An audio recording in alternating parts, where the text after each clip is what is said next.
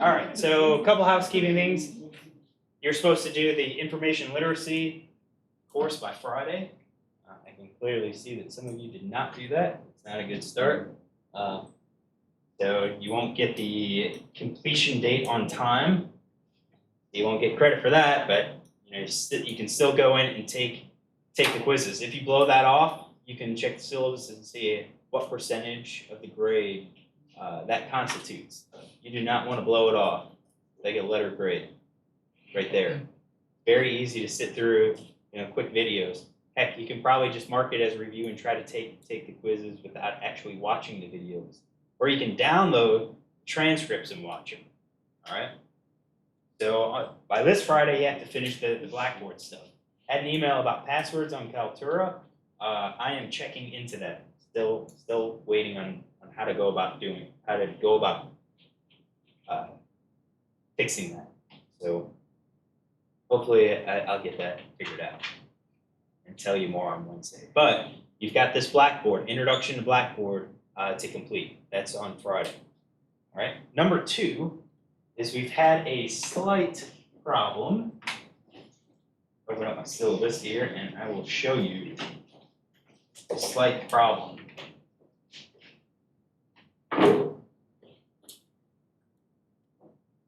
All right, so one of our major assignments are these summaries. 2 summaries. Right? So the first summary is 15%. All right, the summary had a list of so I had a list of topics that we are going to split, and I was going to have it posted today. Let me open this major assignments. Kind of see it. So here is the list of the topics. All right, we're going to split it up. We're going to do half. We're probably going to have 2 people do 2 or 3 do first half each topic. And we cover half, and then for the summary 2, we do the next half. Part of this assignment is to learn how to find the resources that are available on campus. All right? And what I have done, you'll look at the library, there's very few beer books, or books about beer and ingredients in beer and so forth. So the very first time that we offered this class, we were given a course budget. And I spent that budget on purchasing books, all right? And I had about 25 books that I put on course reserve that you can then use to help you answer these topics or write your 1-page summary. ASU did away with course reserves for regular books. So we're kind of stuck with just e-books, and there's not really that great of ebook out there. So summary 2 will have you utilize the e-course reserves because there are some books that we can do some of these topics. But topic 1 won't follow, or I should say summary 1 won't follow these topics at all. All right, so I have to kind of go back and revise all of this summary, this writing assignment. Summary 2 still has you write it and then go take it to the writing lab or submit it to the writing lab for help, really to kind of help you with the citation format, just overall format of the paper. I mean, that's what the Writing Center is there to help you do. Just kind of help with the citations and help with the formatting. We'll still do that. That summary 2 still has you submitting it to Turnitin, where it checks for plagiarism, and you can see that output, all right? Because other classes require you to do it, let's introduce you to it now. So if there's any problems, we can learn about those problems and solve those problems. So summary 2 will still have you do that. Summary 1, I have a couple ideas, but summary 1 is going to be very different than what we've done in the past. So on Wednesday, I'll have a new post in Blackboard, a new item in Blackboard about summary 1, the requirements and expectations for this semester, for this kind of crazy semester. All right. So I think summary 1 was coming up. I think it is due next week, Wednesday. So the summary will just kind of have you finding some information and writing a short less than 1 page summary. Like this is an example of a summary that I did. You can see it's less than 1 page. Nothing too terrible. All right. Questions? Questions in general about ASU? How did the first week go? Yep. I have a question about going up to teachers into their office hours. Yep. What if some of our teachers only have virtual office hours? You join it during their virtual office hour. Okay. Yep. So if they only have virtual, you join it during their virtual office hour. How would you get their will you just get their signature like in class the next time? Yeah, you can probably do that. You can probably do that if the class meets in person. It's kind of crazy. All right. I'm the last person that you come to with that fact. Other questions? Any general questions? This first week was kind of weird. Still is weird. Yes. What's that? It's fine. Cool. All right. So we had steps for making beer. What is the first step of making beer? The grain and water. Okay, mix the grain and water for, what are we creating? The mash. All right, so we're going to do the mash. And then after the mash, what do we do? So we okay, so we rinse the grains, we collect the wort. What do we do with the wort? Boil it. All right. What do we do after it's boiled? Yeah, so during the boil, we add hops and all that stuff. After we boiled, what do we do? Ferment. All right, and then after it's done fermenting, what do we do? Package it. All right, so what we're going to do is kind of hit all of those major steps and talk a little bit more in depth. And we're going to start with the mash. And actually, we're going to start before that mash. All right, we're going to start with the grain itself. And we're going to go over why we can utilize the grain for our own purposes. All right, so we have a grain diagram right here.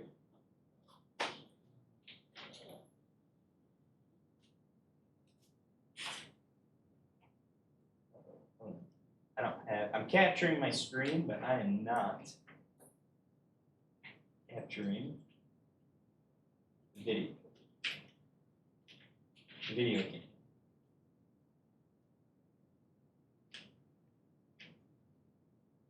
I don't even know if it's plugged in.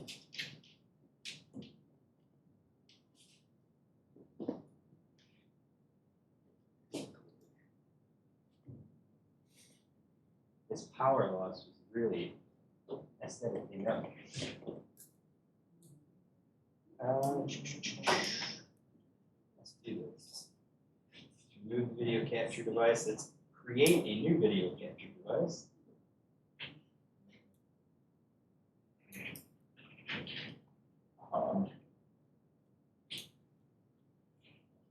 That's all right. Cool. We got a new video capture device, so we see it. All right, you can see it. See the video. All right. So what we're going to have to first do. This is the barley grain. All right, just a single grain of barley. Barley is mostly composed of endosperm, and at least most seeds are composed of endosperm. What is this endosperm? Well, this is basically the energy storage area of the seed itself. All right, this is the starchy aspect of a seed. All right, beans, corn, tomato seeds. Our plant takes the energy after the flower gets pollinated, puts it into this starch form, and it's there. So when the seed becomes activated, when it becomes germinated, it can utilize that energy to start growing itself, and it gives it its energy until the plant itself, the new plant, can photosynthesize and start producing its own energy. All right. This endosperm consists of starches, and it contains an inactive form of enzyme, beta amylase enzyme. All right. So endosperm has inactive beta amylase. And we'll talk about the amylases here in a bit. All right, so that's the bulk of the seed is composed of this endosperm. But that's not the only part of the seed. That's not the only part of the seed. We also have the germ or the embryo. All right. This is where our first growth starts to take place. All right. So when it gets germinated, we will get our root growth happening from here. We will also get our shoot growth happening from here. So we'll get our shoot growth growing up, our root growth growing down, all right, utilizing gravity to have an idea of where, which way to grow. All right. And in this embryo, it has beta amylase, has a small amount of it.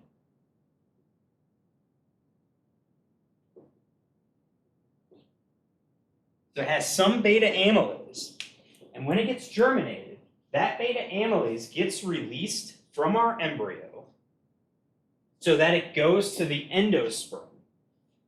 Now our amylases itself, we have alpha and beta amylase. These amylases are going to break the starches down into sugar. So this is kind of like the first step to say, hey, I'm growing, I need some energy. Let me release some active beta amylase so that I can start getting energy from my seed itself.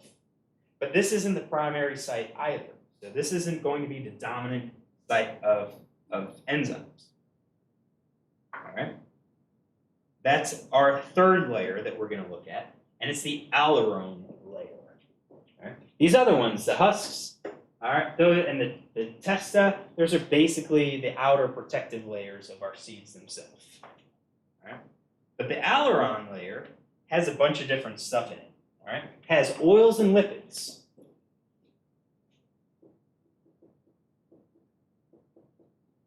So oils and fats. All right, it has minerals. It has minerals in it. It has about 30% of the seed's protein.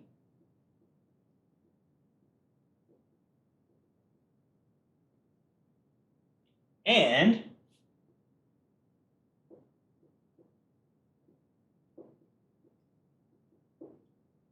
this layer creates alpha amylase. There's another amylase. This is another amylase.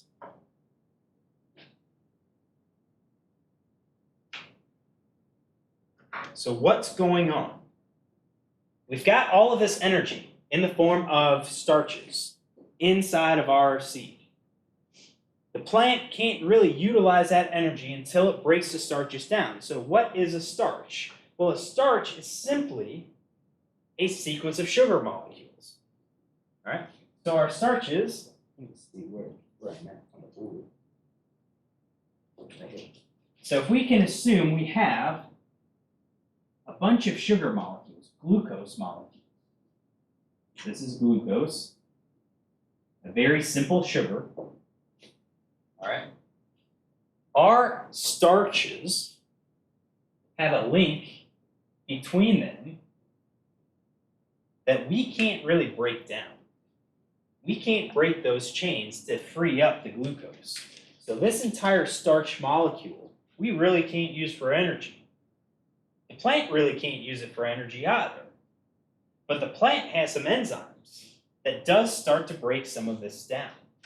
All right? And those enzymes are these alpha and beta amylase. All right? So what beta amylase is going to do is to basically chop these guys up and produce smaller chain sugars.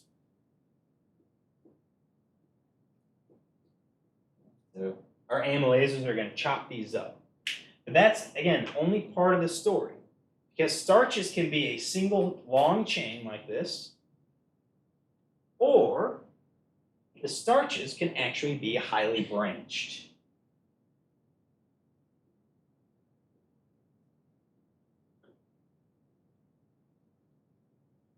So these highly branched starches are called amylopectin.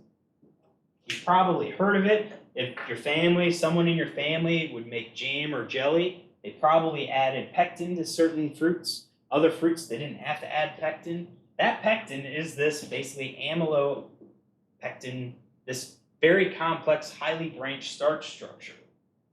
All right. Our enzymes, alpha and beta enzymes, are going to work together to break these down to produce sugars. All right, and we're going to go into more detail as to how this works on Wednesday. But know that beta amylase is going to chop two sugars. Such a crappy paper. So beta amylase is going to produce two chain molecules called maltose. All right, so maltose or malt sugar. All right. And that's about it. So beta amylase is going to work, and then it's going to get close to a branch, and then it stops. That's all it can do. But it's produced sugar for the plant to use. Alpha amylase is going to randomly cut our molecules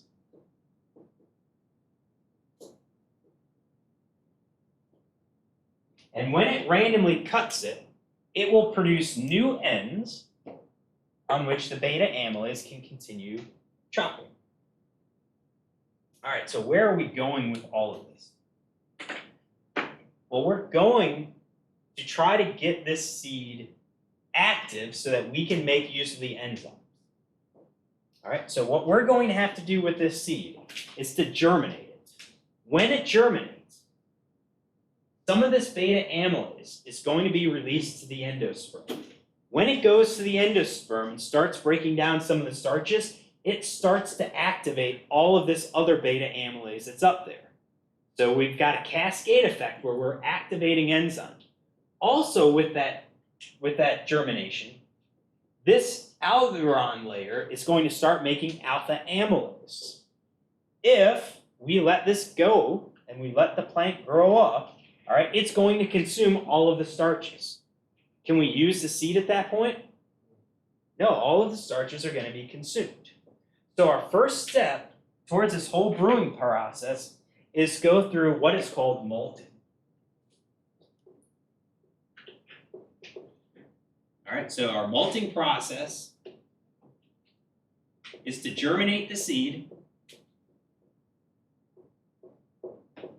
and then stop seed growth.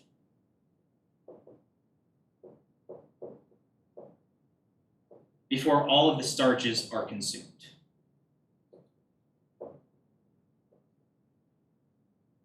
All right. This is our malting step. We're going to germinate the seeds. We're going to let them grow a little bit. And while they're growing, they're activating all of these enzymes. And then we're going to stop that seed growth. How do we do it? By drying out the seed. All right. So the germination, we get the seeds wet, we warm them up to a lukewarm temperature. The seeds start to grow, and then we hit it with dry air and we dry. And by drying them, we take the water out. So while the enzymes are still there, and while the enzymes are in active form, they can't work unless water is present. So we dry the seed. We've got active enzymes, but the enzymes aren't working anymore. They start to work once we add this malted grain into our mash tun with that hot water. All right? Questions on this right now?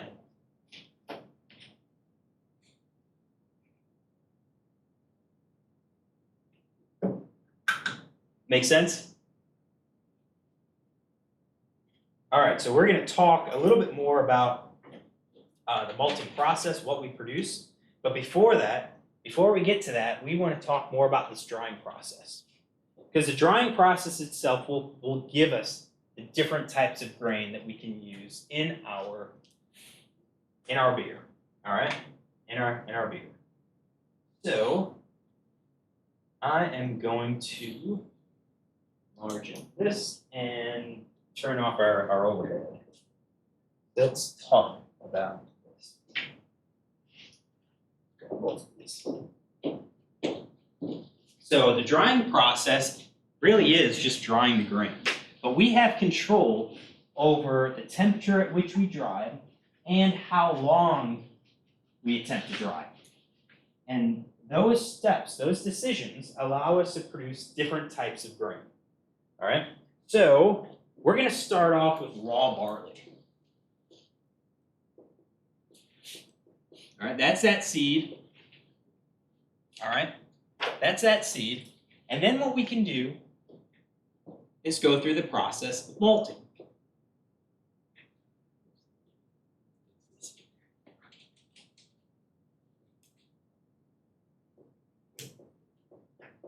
So we get our grain wet, we get it saturated, right? We've heated it up, not too hot, and just, let's say lukewarm. So the seeds germinate, right? And then the seed starts growing, and then we stop it, right? Well, we can let it go, all right? And we'll kind of get to that. But what we can do is stop it by drying.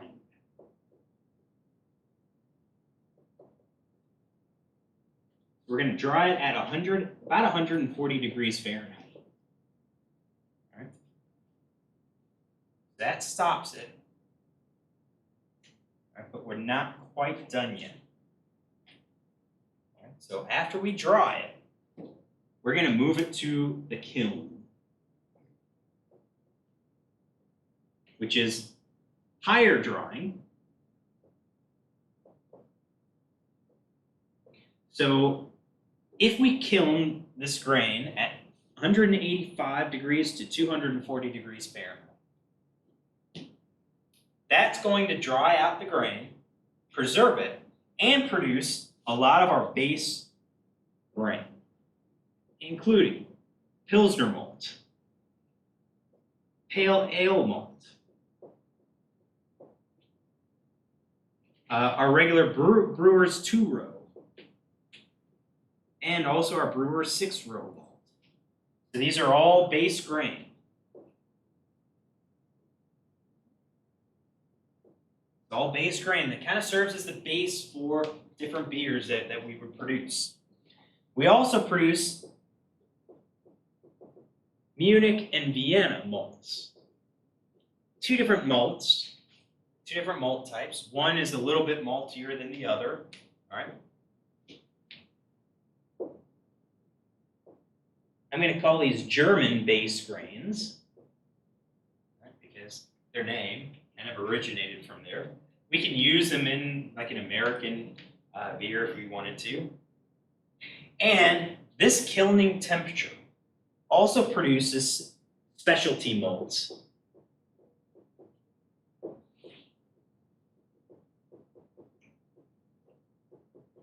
Toasted specialty malts. All right? What are these toasted specialty malts? There are several different kinds. There's a biscuit malt, aromatic malt. There's a victory malt that's, patented, and so forth.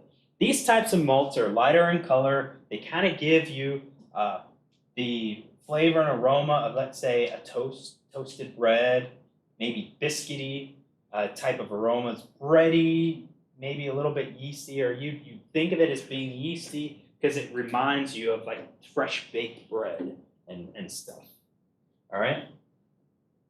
We can also kiln at a higher temperature. So we dried it, and then we kiln at a higher temperature, and that is going to produce darker, much darker grains. So the kilning process will be at about 320 to 340 degrees Fahrenheit. This is going to produce a lot of our very dark malts. So the lightest one is what's called special roast. This is probably the lightest of our higher temperature kilned malts. All right. So the special special roast will have a bit of toastedness, bit of caramel characters, some could say toffee, all right? But then you also can produce a brown malt. More pronounced caramel, it's darker, it's a brown color. And then you get the chocolate and black malt. So kind of in escalating color, dark colors. All right, chocolate malt is exactly what it seems like. I mean, the aroma, the taste is very much like chocolate. Now, what temperature and for how long kind of determines what type of chocolate. So, you can get like a bitter chocolate character, or you can have kind of more of like a sweeter type of character chocolate. Here, just try to have, dark bakers, unsweetened versus sweetened chocolate kind of gives you a good idea of what those chocolate malts are. And then the black is going to be very, very dark beer. Kind of used in, I'd say stouts, but it's actually another grain that we'll go over is used in stouts. But it gives a color. All right, so in all of these, when you kiln it, these grains have the enzymes.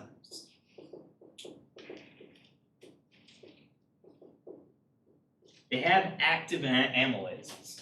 So in our mash, we need to include some of these because they will contribute those enzymes that will break the starches down and get them into sugar. The toasted specialties, the special roast, the brown chocolate black malts.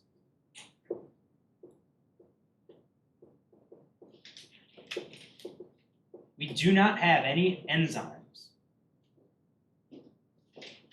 So their contribution is strictly going to be color, flavor, and aroma. All right, there are no enzymes. If you use a beer, if you make a beer with 100% chocolate malt, while you might be a chocolate fiend and think that this is going to be great beer, it's actually going to be very, very horrible because there's no enzymes there. All that you've done is just made starch water. That's it. Maybe it's good for thickening up gravies or making a roux, but for beer, it won't work. We need these base malts to provide the enzymes. All right. Now I've got other arrows on this chart. So we malted, and then what we can also do over here is stew the grains. So we got them wet. We started to let them germinate. All right, and then we're going to stew at between 140 and 158 degrees Fahrenheit. Okay? That temperature, incidentally, is the temperature of our mash.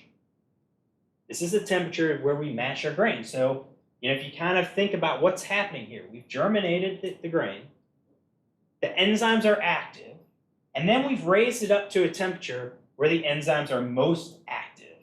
And it's actively breaking down these starches and making sugar. And it's making it more, or making it faster, than what the seed can actually use. So we let it stew, and then we kiln these grains. And we're going to dry it between about 250 and 300 degrees Fahrenheit. All right? So we've basically taken this grain, germinated it, and then did the mash in the grain, and then zapped it and dried it at a high temperature. This takes all of those sugars that are inside that grain right now and crystallizes them.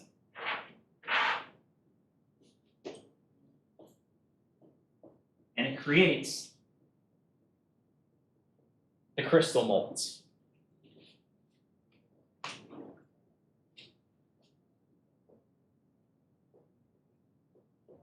These malts have no enzymes.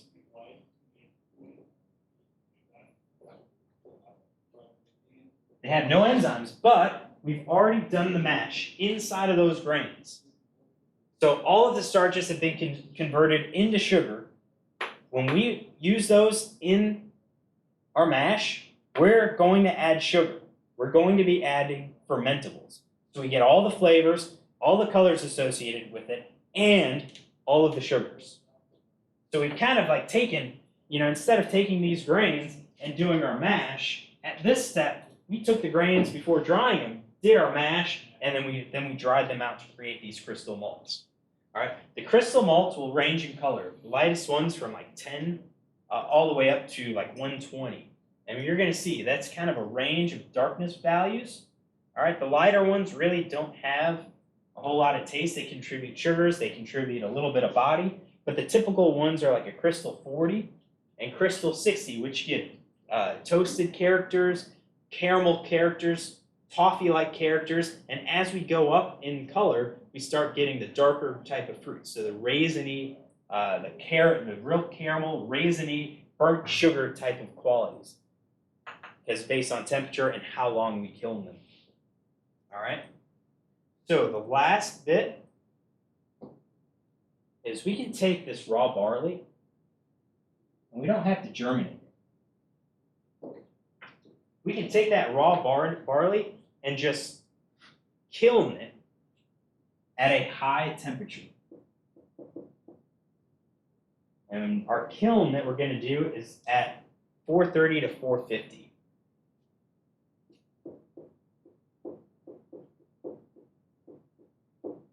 All right, so we didn't germinate it. We just took the raw barley and put it basically in a roaster and roasted it. And it's kind of the drums, turning these things to keep it from getting burnt. This produces roasted barley. It'll have the color of the black barley that we have, but it has a very different taste and aroma.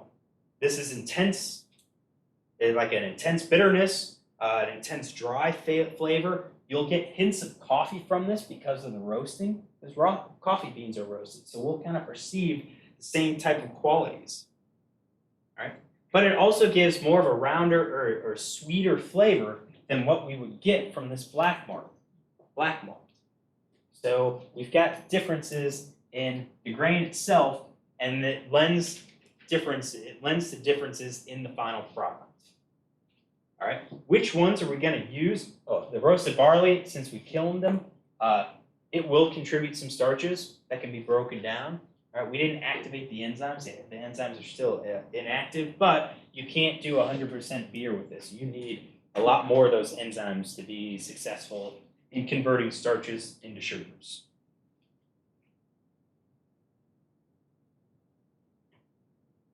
All right, questions? All right, so in order to utilize our grains, we have to go through this process of malting. And that process of malting will activate and release our amylases, which we then make use of in our mash. If we didn't malt, it's just going to be a blah beverage, starchy. That's about it. Is this the only way to make beer? No. What's the other way? Ancient Peruvians, probably some Native Americans, made something called chicha, which takes the grain and people chew it. Right? They chew the grain and then they spit it out into a container. Why do they do that?